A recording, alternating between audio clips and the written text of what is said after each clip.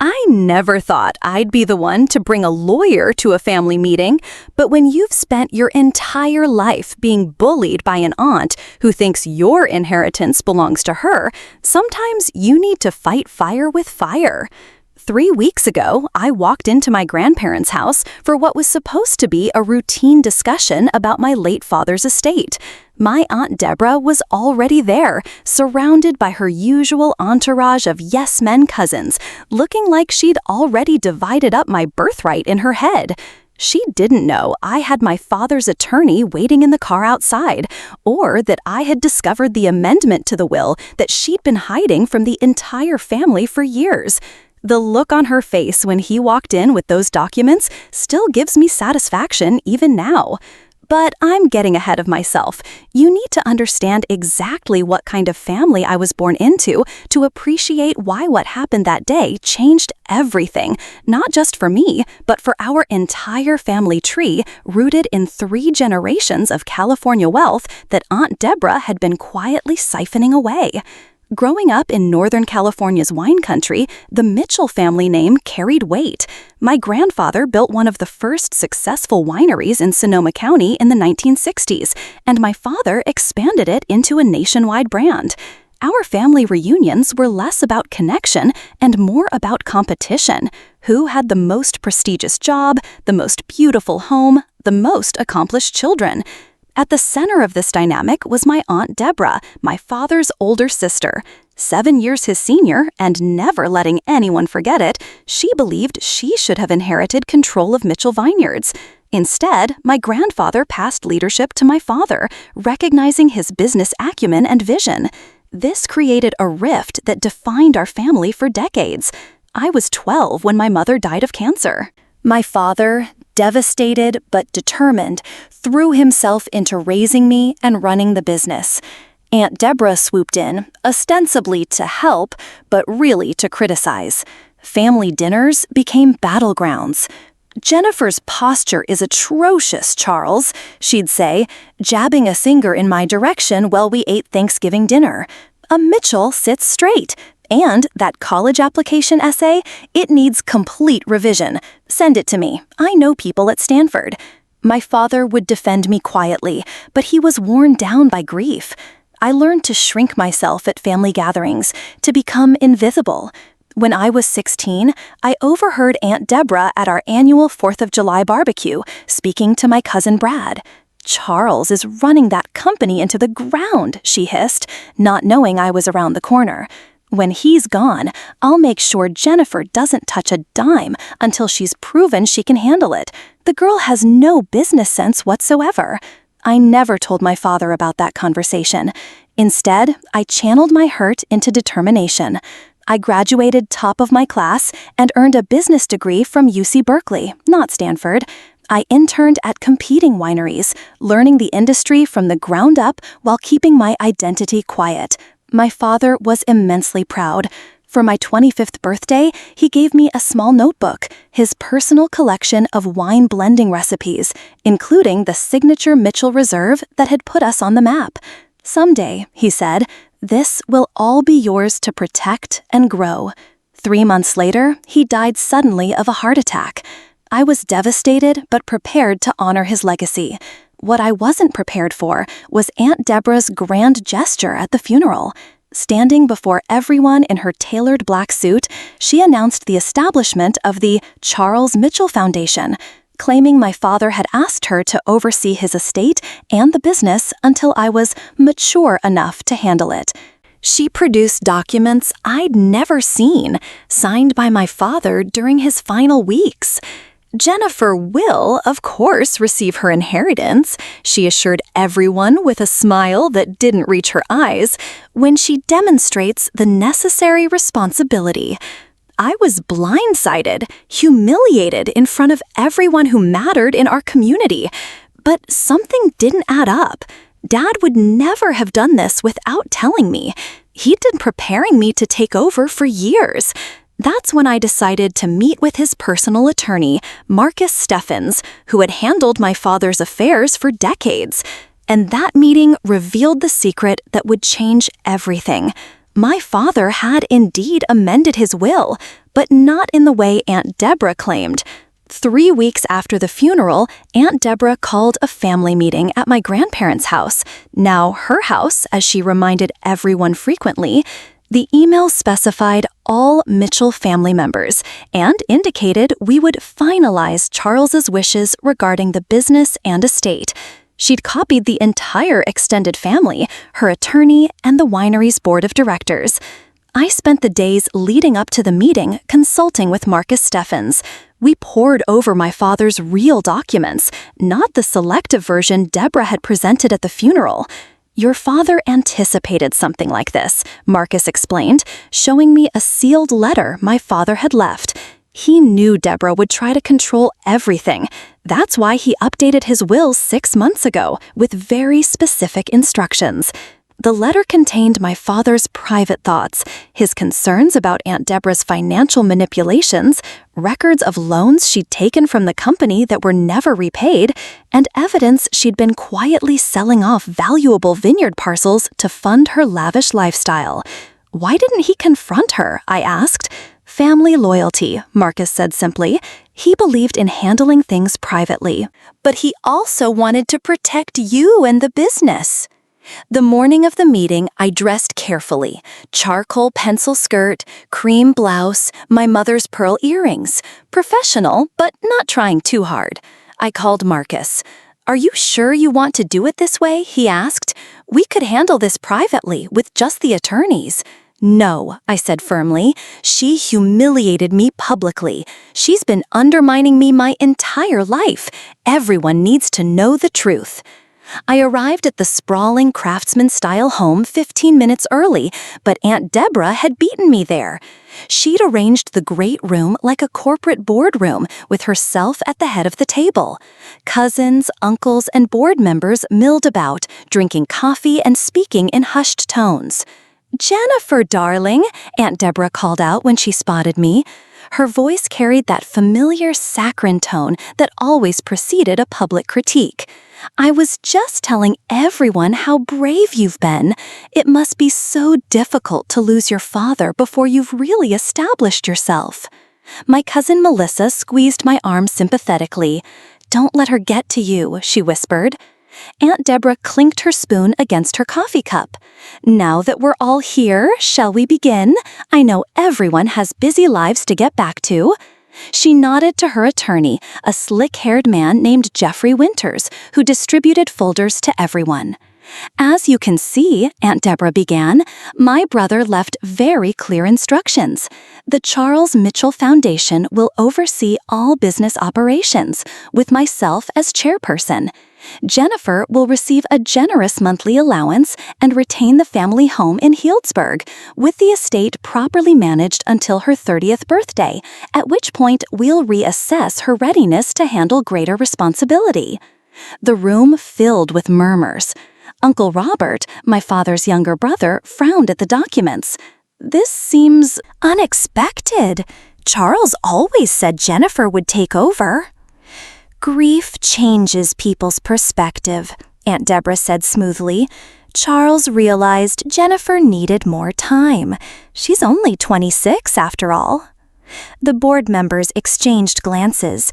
I could see them recalculating their alliances, mentally repositioning themselves with whoever would control the purse strings. "If I could just add," Jeffrey Winters interjected, "these documents were properly executed and witnessed. They are legally binding."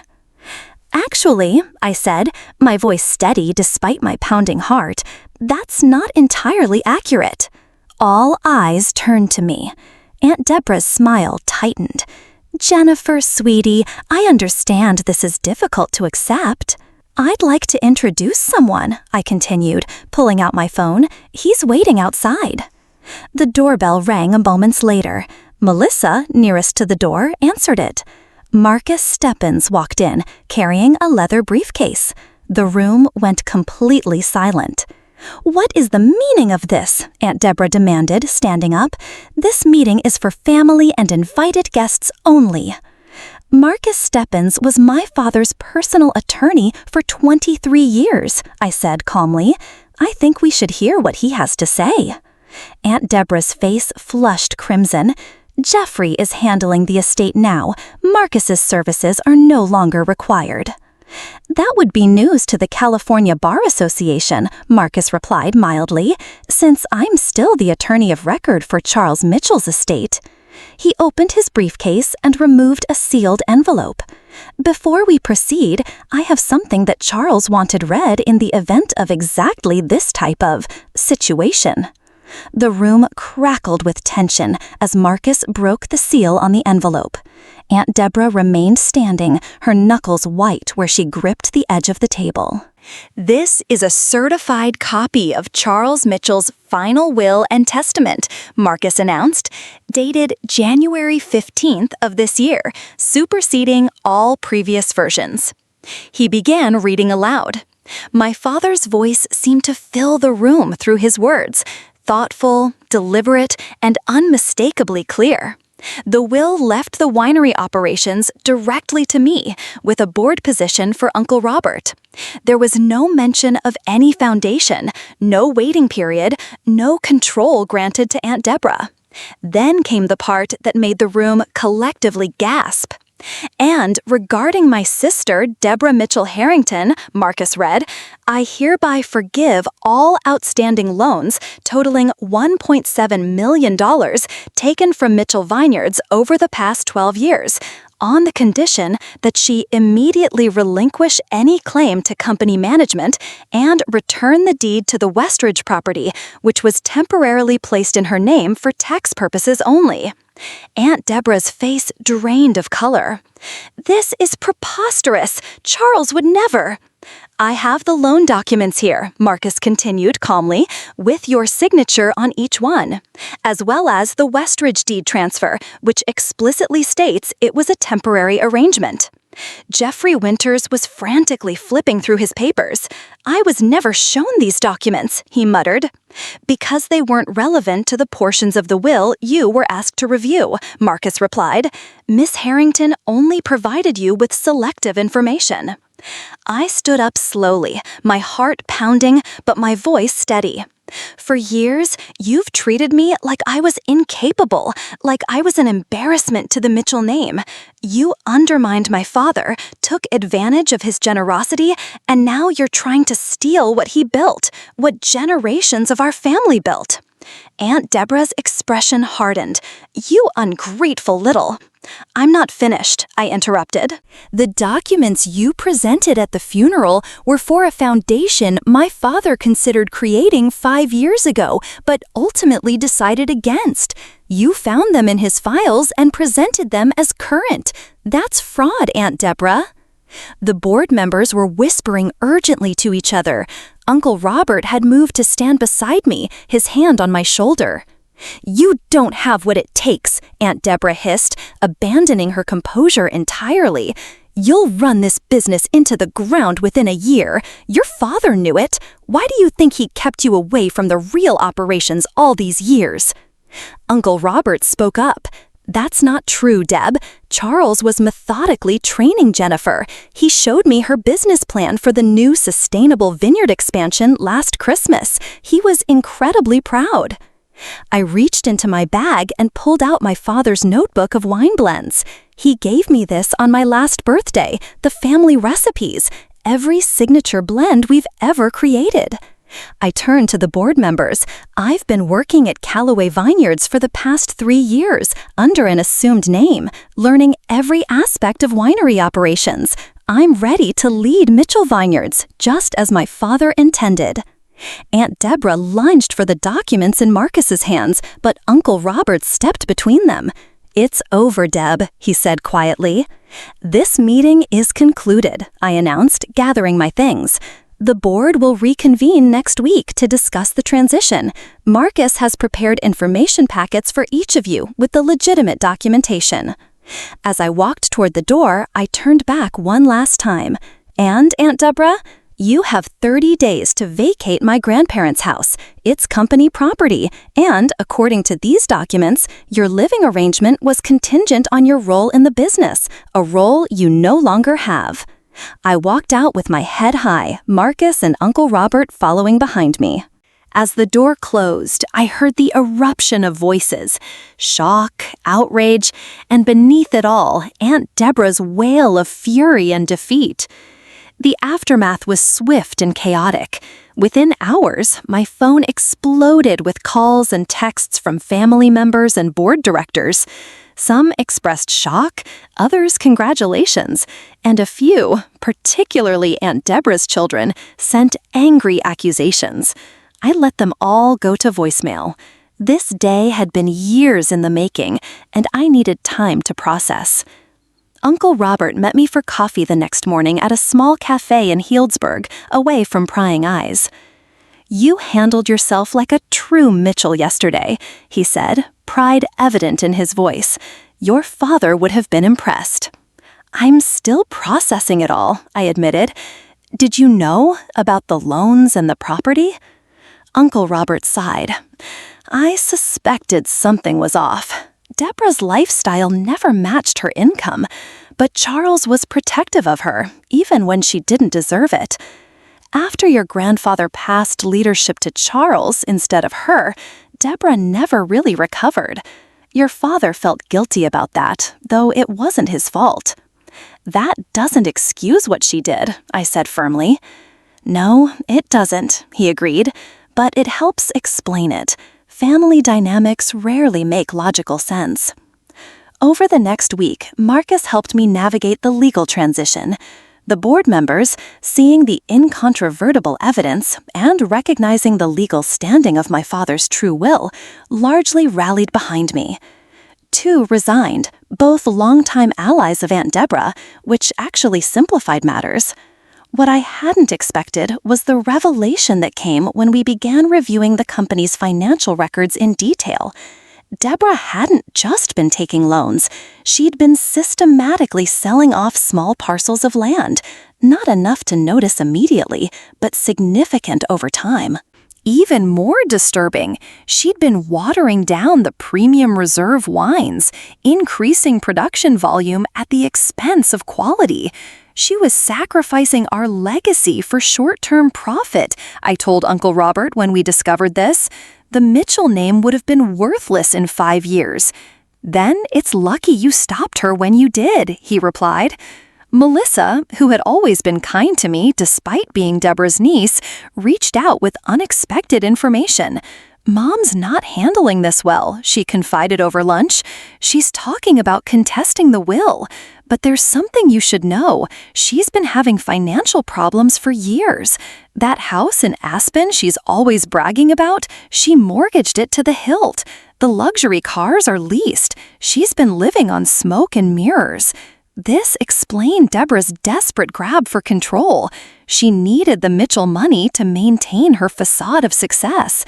Against Marcus's advice, I arranged a private meeting with Aunt Deborah at her attorney's office. She arrived looking haggard, her usual perfectly coiffed appearance showing cracks. "I'm not here to gloat," I began. "Then why are you here?" she snapped. "To watch me grovel?" "I'm here to offer you a path forward," I said calmly. "You can fight this in court and lose, or you can accept a position as our European marketing director." Her eyes widened in surprise. "You'd be based in Paris," I continued, "salary commensurate with the position, plus a housing allowance. Your loans would still be forgiven as per my father's will, but you'd need to return the Westridge property and sign a non-interference agreement regarding company operations." "Why would you do this?" she asked suspiciously.